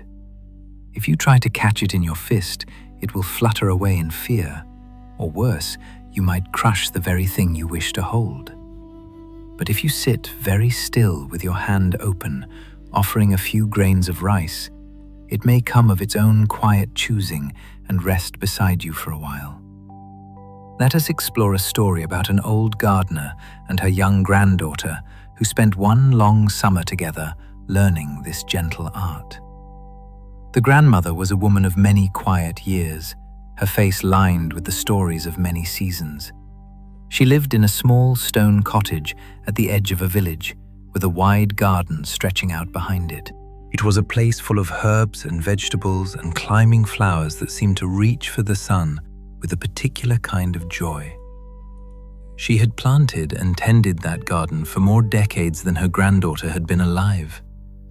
Neighbors would sometimes stop at her gate just to look, not because the flowers were the rarest, but because her garden was a place where things seemed to grow almost blessed, as if the plants themselves were glad to be there under her care. Her granddaughter, who came to stay for a long summer that year, was a bright and eager child. She was 8 or 9 years old, full of that restless energy that belongs to the young, full of questions that tumbled out one after another. She wanted, more than anything, to help her grandmother in the garden. She wanted to be a gardener too. On her very first morning, before the dew had even lifted from the grass, she ran outside with a small wooden bucket and a tiny shovel she had found. "Grandmother, what shall we do? What shall we plant? Can I plant something now?" she asked, her eyes wide with the need to begin the work. The grandmother smiled, a slow and steady smile, and wiped her hands slowly on her apron. "Let us walk through the garden first," she said, "and see what is already here." They walked the rows slowly together. The grandmother didn't rush. She stopped to show the child the basil leaves, pinching a single leaf between her fingers to release the oils, letting the child breathe in its sweet green scent. She showed her the tomato plants, tall and leaning, heavy with the promise of fruit. She showed her the small, curled tendrils of a bean plant climbing a wooden stake, winding itself upward with a slow, invisible persistence. They crouched together to look at a row of lettuce seedlings, so small they were barely a breath against the dark earth. "These are very young," the grandmother whispered. "We will tend them today." The child looked puzzled. She gripped her shovel tighter. "But what will we do to them, grandmother? How do we make them grow?" "Mostly, we will look at them," the grandmother said. "We will water them a little if they are thirsty. We will pull the tiny weeds that have come too close, the ones that might take their light. And then we will leave them alone." "That is all?" the child asked, her voice tinged with disappointment. "That is all?" "That is all," said the grandmother. "That is gardening." The child felt a little let down. She had imagined something grander, something more heroic. She had imagined herself pushing back great piles of earth, hauling heavy buckets of water, planting whole rows of seeds in a burst of labor. She wanted to see the results of her work immediately. She wanted to feel the power of making something happen. But she was a good and patient child, and she trusted her grandmother deeply. So she helped where she was asked, and she watched where she was asked to watch. For several days, the child grew impatient. She would go out every morning and stand over the lettuce seedlings, waiting for them to do something. She wanted them to be taller. She wanted the tomatoes to turn red overnight. She found herself leaning over the little lettuce plants one warm afternoon, the sun hot on her shoulders, and saying in a very serious, commanding voice, "Hurry up, please, grow faster." Her grandmother, coming up behind her just then with a basket of herbs, laughed gently. It wasn't a laugh of mockery, but one of deep, kind understanding. "Little one, what are you doing?" "I'm trying to help them grow faster, grandmother. They are taking so long." The grandmother sat down on a low stone beside the lettuce row and patted the ground next to her. The child sat down, her small shovel resting in the dirt. "May I tell you a small secret about gardens?" the grandmother said. "Yes, please." "You cannot make a plant grow," the grandmother said, her voice soft but firm. "No one can, not a king, not a priest, not even a farmer with 50 years of experience. A plant grows according to its own quiet nature. It has its own rhythm, its own time. What we can do, and all we can do, is care for it. We can make sure it has water. We can make sure it has good earth. We can make sure the weeds do not choke it. We can stand beside it and notice it and wish it well. And then, in its own time, it grows." The child looked at the lettuce seedlings, really looking at them now. They were so small, so fragile, yet they were doing something she couldn't do. They were turning light and water into life. "So we are not making them grow?" she asked. "No, little one, we are only making room for them." The child was quiet for a long moment. She watched a small ant move along the edge of the stone. She felt the warm sun on the back of her neck and heard the distant hum of a bee. The garden felt very large and very old in that moment. "Grandmother," she said finally, "is that true about people too?" The grandmother smiled and reached out, tucking a stray strand of the child's hair behind her ear. "Especially about people, little one. Especially about you." As the summer went on, the child learned, slowly, the pleasure of doing less.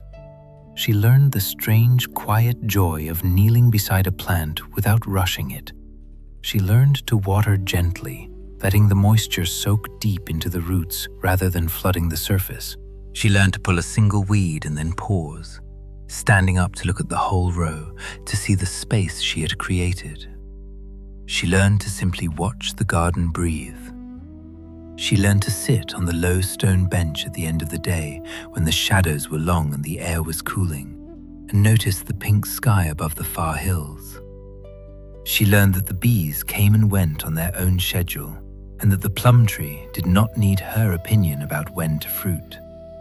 She saw that the small birds could find their own worms without her help, and that the garden had a wisdom that didn't require her to be in charge. She learned, in her quiet child's way, that gardening was not something you did to a garden. It was something you did with it.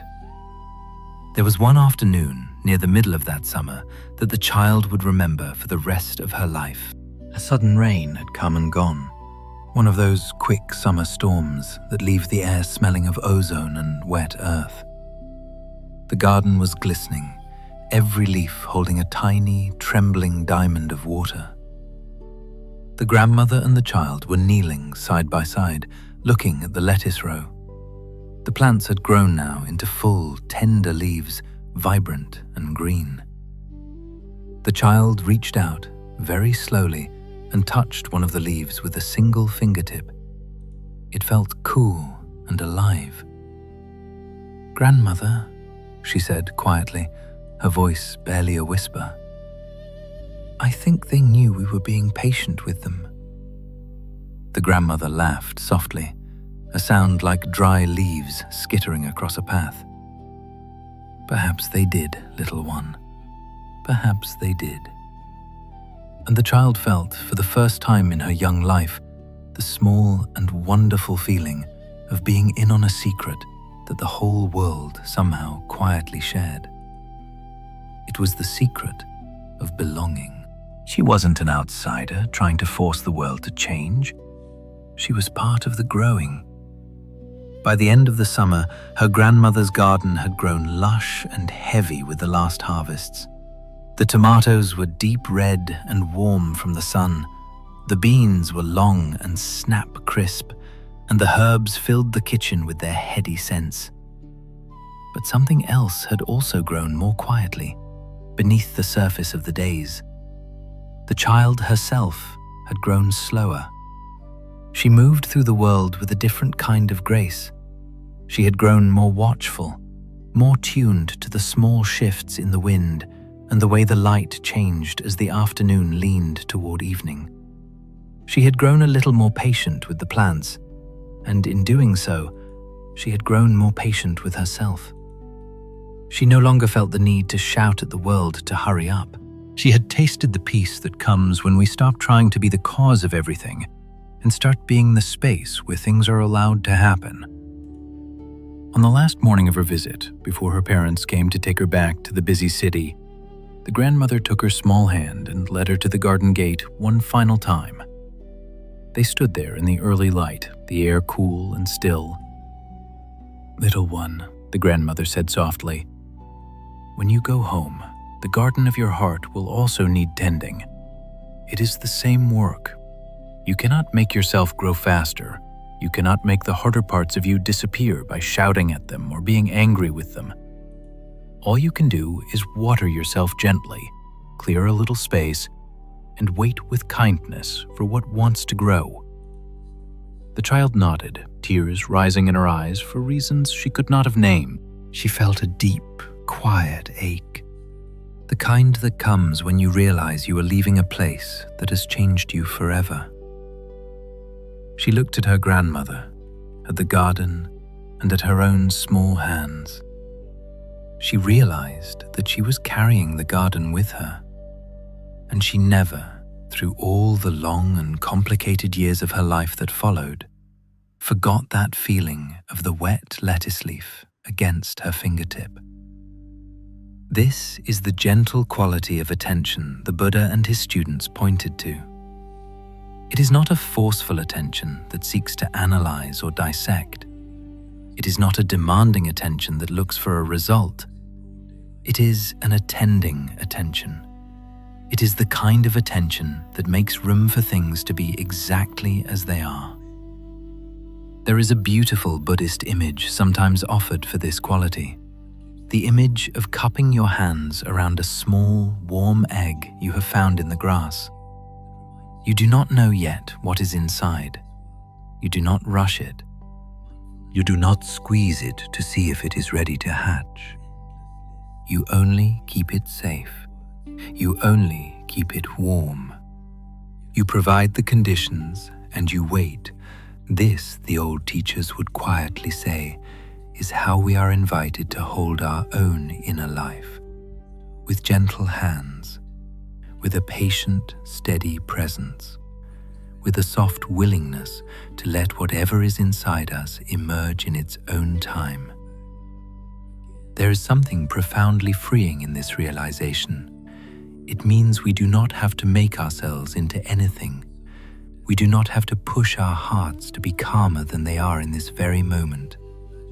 We do not have to hurry our own healing or force our own understanding. We can simply tend. we can cup the heart in our hands and trust, softly, that what is good in us is already growing, even if we cannot see it yet. Why do we think the soul needs a hammer when it is really asking for the sun? The Buddha himself compared the human heart to a lotus, a flower that begins its life in the dark, heavy mud at the bottom of a pond. It is a journey that starts in the murky depths where the water is cold and the light is only a faint, shimmering promise somewhere far above. Some lotuses, he said, are still deep beneath the water, their petals tightly closed, their roots anchored in the silt. They are not yet aware of the sun, but they are already lotuses. Some are rising through the water, moving steadily upward, though they have not yet reached the surface. Some are just breaking into the open air, the first touch of the breeze meeting their green skin. And some have bloomed, full and bright, their faces turned upward to catch the morning sun. All of them are on the same journey. All of them are beautiful at every stage.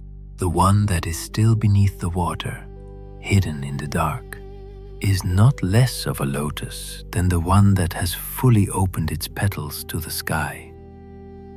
It is only in an earlier part of its own unfolding. There is something deeply kind in this teaching, a quiet mercy that settles over the restless mind. It tells us that wherever we find ourselves this evening, we are not behind. We are not ahead. We are exactly in our own season. The parts of us that feel tangled or tired or unfinished are not signs of failure. They are simply the leaves not yet opened, the blossom still folded inward, patient in its own quiet time. So it is with every one of us.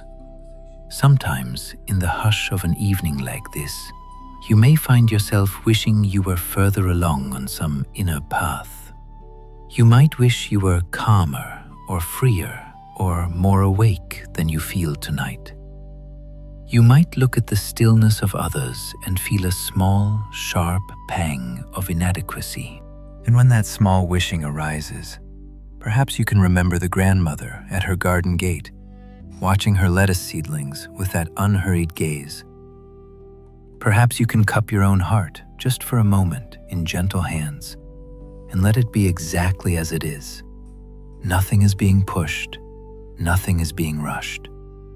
You are both the garden and the gardener, and the summer sun is falling softly across both.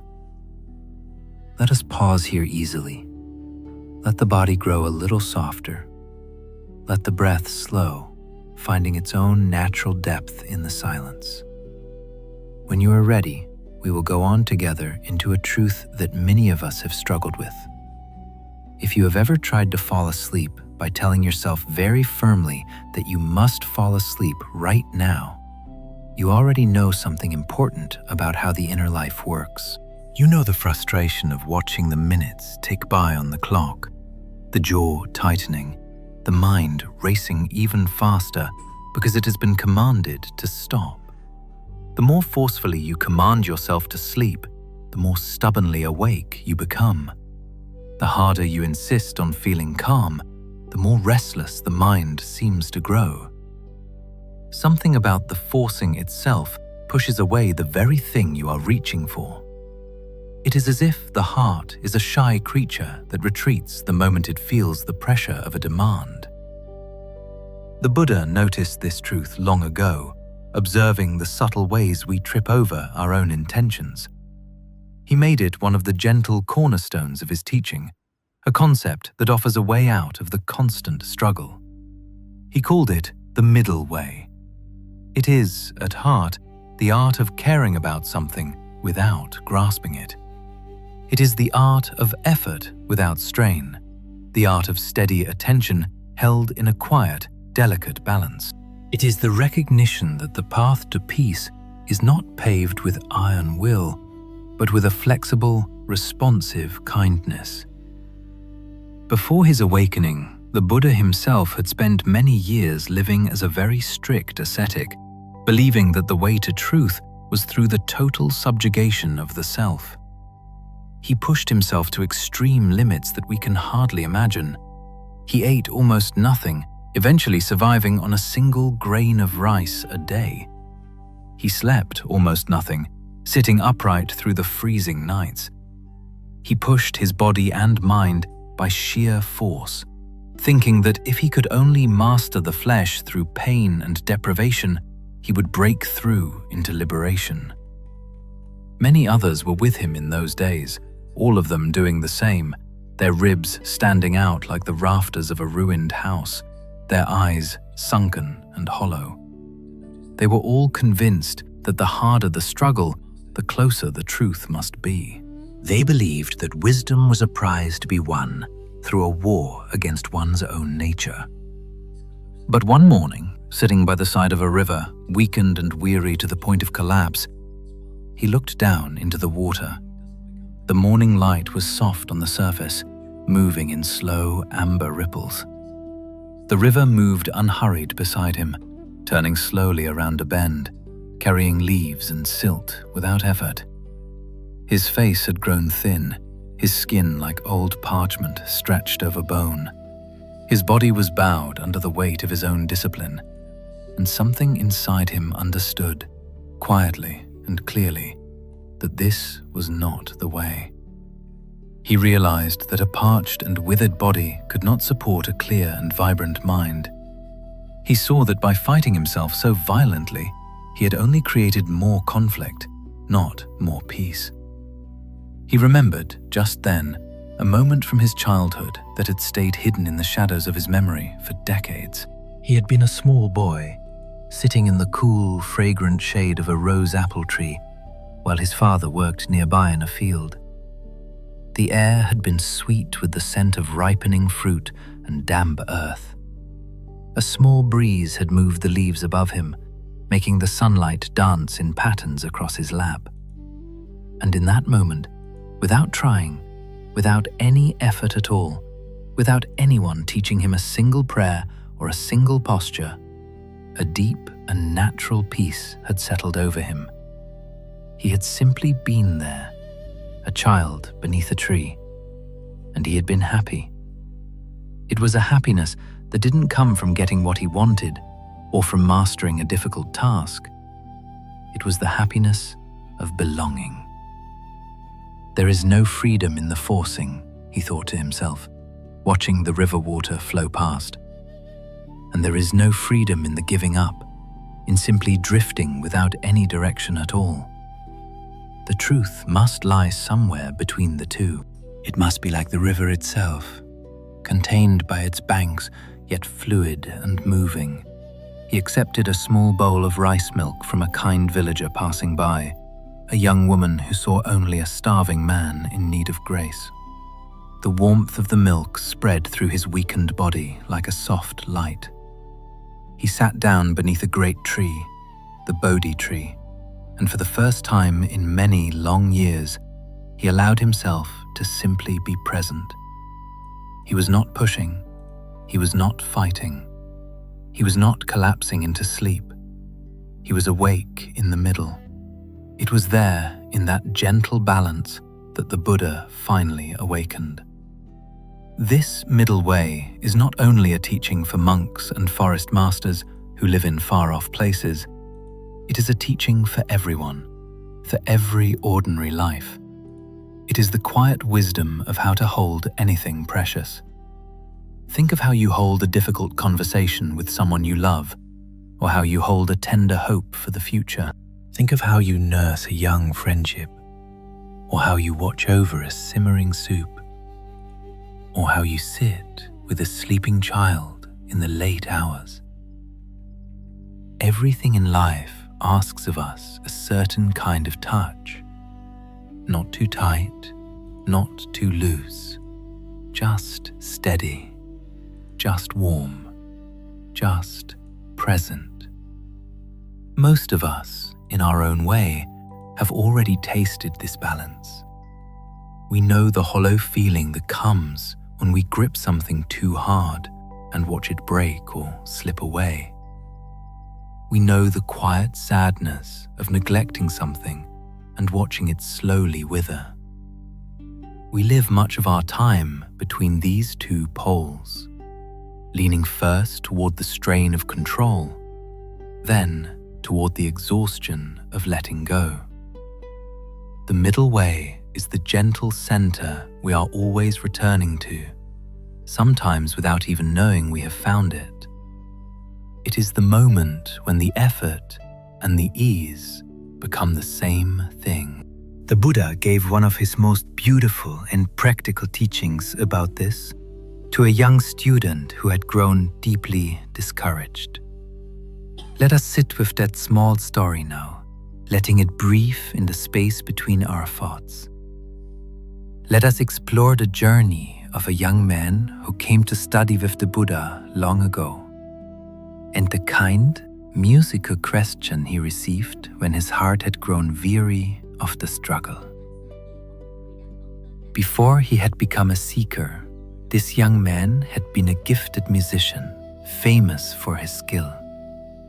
He had played the lute beautifully at royal courts and in sun-drenched village squares, and his music had been loved wherever he went. He knew how to make the strings reap and how to make them sing with joy. But he had come to feel over the years that music alone was not enough to answer the deeper, hungrier questions of his heart. The applause of the crowds felt thin, and the beauty of the notes felt fleeting. And so he had set aside his beloved instrument, packed a simple robe, and come to sit at the feet of the Buddha in the quiet of the monastery. He was an earnest student, perhaps the most earnest of all. He meditated for many hours each day, his back as straight as a temple pillar. He rose long before the first bird began its dawn song. He sat long into the night, even when the oil in the lamps had burned dry.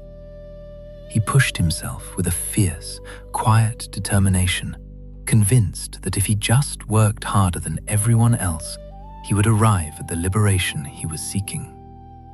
He treated his mind like a wild horse that had to be broken, or a fortress that had to be taken by storm. For many months he felt that he was making progress, fueled by the sheer energy of his will. But then, as sometimes happens when we try too hard to grab the wind, his heart began to grow weary. He found himself standing at the edge of a great exhaustion, wondering if the peace he sought was even real. His sitting felt dry, like parched earth that had forgotten the taste of rain. His mind, once sharp and agile, now felt stubborn, heavy, and unresponsive. His body was a map of aches, a landscape of tension that refused to settle. No matter how hard he tried to soften his breath or still the racing of his thoughts, nothing seemed to open. He began to watch the other students around him in the dim, hushed atmosphere of the meditation hall. In the flickering light of the oil lamps, some of them seemed so profoundly calm, their faces like the surface of a mountain lake at dawn. Some of them seemed full of a quiet, radiant joy that he could not touch, while others seemed to rest inside themselves with an ease and a grace that he simply could not find. The more he watched them, the more convinced he became that something was fundamentally wrong with him. He was certain that he must not be trying hard enough, that he was not disciplined enough, or that he was somehow missing a secret instruction that the others had been given in private. He believed that the truth was a fortress to be taken by storm, and if the gates remained closed, it was only because he had not yet fought hard enough. And so, he pushed himself even harder. He gave up sleep almost entirely, sitting through the long, cold nights until the stars faded into the grey of morning. He gave up rest, treating every moment of stillness as a battleground. He walked the stone paths of the monastery with shoulders pulled high and a jaw clamped so tight it ached. He was determined, through the sheer, grinding force of his own will, to break through the wall of his own mind. But the harder he pushed, the further the peace seemed to slip away. Like a shadow that retreats, the faster you run toward it. One morning, the weight of his own effort finally became too much to carry. He came to the Buddha with tears rising in his eyes, his voice trembling with the exhaustion of a man who has given everything and found only a deeper desert. "Master," he said, "I do not know what I am doing wrong. I am trying as hard as any human can try. I am sitting longer than anyone else. I am pushing through my tiredness until my bones feel like lead. I am working harder than anyone I know, but nothing is opening. I feel further from the truth now than on the very day I began. Perhaps I am not made for this path. Perhaps my heart is simply too hard to ever find the light." The Buddha looked at him with great, vast kindness. He did not scold the young man for his frustration, nor did he correct his posture or give him a new, more difficult technique to master. He simply smiled softly, a smile that seemed to contain the quiet of the whole world, and asked a gentle question that reached back into the young man's past.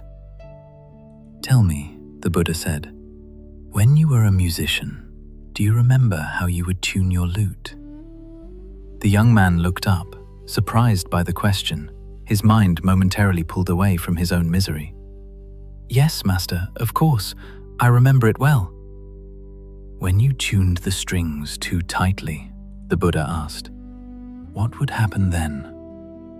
The young man thought for a moment, his fingers twitching instinctively, as if he were holding the instrument again. "The strings would snap, master. They could not hold such tension. They would break before they could ever make a sound. No music could come from a string pulled too tight. There was only the sharp crack of it breaking." "And when the strings were too loose," the Buddha asked, "what would happen then?" The young man smiled a little, the memory of his music bringing a flicker of life back to his tired eyes. "Then there was no music either, master. The strings would simply hang there, dull and voiceless. I could pluck them and pluck them, but only a flat, thudding sound would come. They had no spirit in them when they were loose. They could not hold a note." "And when the strings were just right?" the Buddha asked softly. "Then, master," the young man said, his eyes growing clearer as the realization began to dawn on him, "the music was beautiful. It was almost effortless. The strings sang as though they themselves wanted to sing. I did not have to force the notes. I only had to touch them, and the song would rise up to meet me, full and vibrant." The Buddha nodded slowly and reached out, placing his hand very gently on the young man's shoulder. "So it is with the effort of your practice, my friend, and so it is with the effort of your whole life. If you pull the strings of yourself too tight, you will snap. You will break under the weight of your own expectations and the rigidity of your own will. If you leave them too loose, if you drift without any care or presence, there will be no music there either. But if you find the gentle middle, the place where the heart is tuned neither too hard nor too soft, the music of your awakening will rise of its own kind nature. It does not need to be forced into existence. It only needs to be allowed to sing." The young man looked at the Buddha for a long, silent moment. Something inside him, something that had been clenched like a fist for months, quietly